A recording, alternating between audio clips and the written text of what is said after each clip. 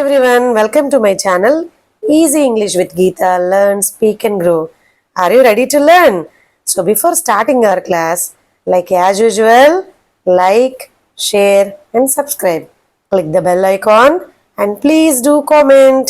So మరి ఆలస్యం చేయకుండా మన క్లాస్ని స్టార్ట్ చేసేద్దామండి. ఈరోజు క్లాస్ వొకాబులరీ బిల్డర్ అంటే మీ వొకాబులరీని పెంచుకోవడం కోసం ఈ క్లాస్ అన్నమాట. ఈరోజు నేర్చుకోబోయే వర్డ్ రెమెడీ. అసలు రెమెడీ అంటే ఏంటి మేడం? రెమెడీ అంటే నివారణ లేదా విరుగుడు అన్నమాట. అంటే something that makes you better when you are ill or in pain. అంటే మీకు నొప్పిగా ఉంది, పెయిన్ అంటే నొప్పిగా ఉంది, లేదా ఇల్ అంటే హెల్త్ బాగాలేదు. అలాంటప్పుడు మిమ్మల్ని బెటర్ చేయడం కోసం చేసే పని అనమాట.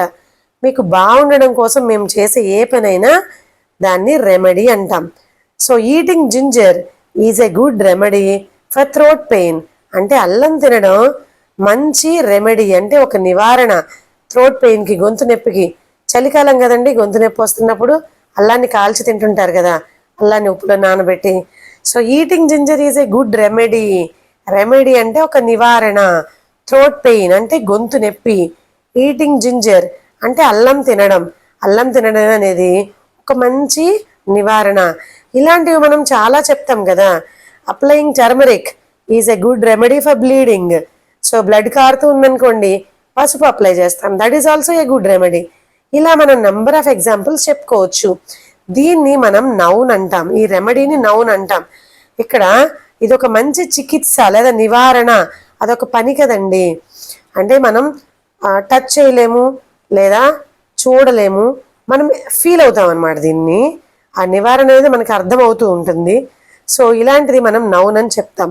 నెక్స్ట్ ఇంకో రకంగా కూడా నౌన్గా వాడతాం, అది చూడండి. ఏ వే ఆఫ్ సాల్వింగ్ ప్రాబ్లం.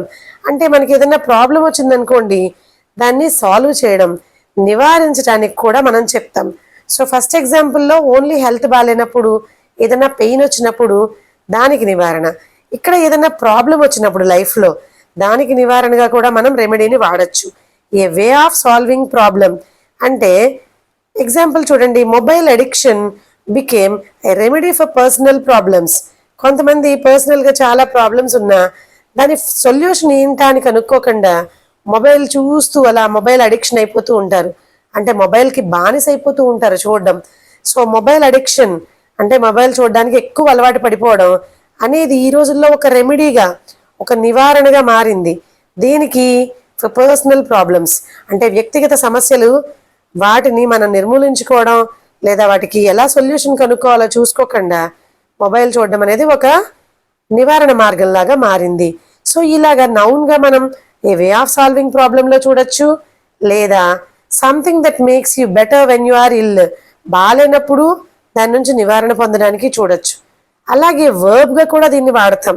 రెమెడీని వర్బ్గా కూడా వాడచ్చు. ఏ సందర్భంలో వాడతాం?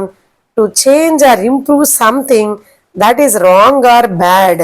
అంటే ఏదైనా బాగాలేదు, ఏదైనా చెడ్డగా ఉంది, అలాంటప్పుడు దాన్ని మెరుగుపరచడం, దాన్ని చక్కగా తయారు చేయడం, ఇంప్రూవ్ చేయడం కోసం మెరుగుపరచడం అనేది ఇక్కడ వర్బ్ దగ్గర మీనింగ్ అనమాట. సో ఇక్కడ ఎగ్జాంపుల్ చూడండి, something must be done to remedy the problem. అంటే ఏదో ఒక సమస్య వచ్చింది, దీన్ని ఇంప్రూవ్ చేయడానికి, దీనిలోంచి బయటపడడానికి సంథింగ్ మస్ట్ బి డన్ అంటే ఏదోటి ఖచ్చితంగా చెయ్యాలి అని చెప్తున్నాం. ఇక్కడ వర్బ్ అని ఎలా తెలుస్తుంది మేడం? ఎందుకంటే టూ ఉంది చూసారా, టూతో పాటు వచ్చింది. అంటే to give, to right, to read, to play, to infinitive అంటాం కదా. సో ఇది కూడా ఒక వర్బ్ కైండ్ అనమాట. వర్బ్స్లో ఇది ఒక రకం. సో టు రెమెడీ అంటే సొల్యూషన్ అనమాట. సొల్యూషన్ కనుక్కోవడానికి మనం ఏదో ఒకటి చెయ్యాలి ఈ ప్రాబ్లంకి అని. సో మనం ఈ విధంగా ఒక్కొక్క వర్డ్ని ఒక్కొక్కసారి నౌన్గా, వర్బ్గా, యాడ్జెక్టివ్గా, యాడ్వర్బ్గా ఇలా రకరకాలుగా వాడచ్చు. సో ఈరోజు మీరు రెమెడీ గురించి తెలుసుకున్నారు. మరి నెక్స్ట్ క్లాస్లో మరి ఇంకొక మంచి వర్డ్ తోటి మళ్ళీ కలుద్దాం. సో క్లాస్ని కంప్లీట్ చేయడానికి ముందుగా ఎప్పట్లాగానే like, share and subscribe. Click the bell icon and please do comment. We will meet in the next class. Until then, take care. Bye bye. Yeah.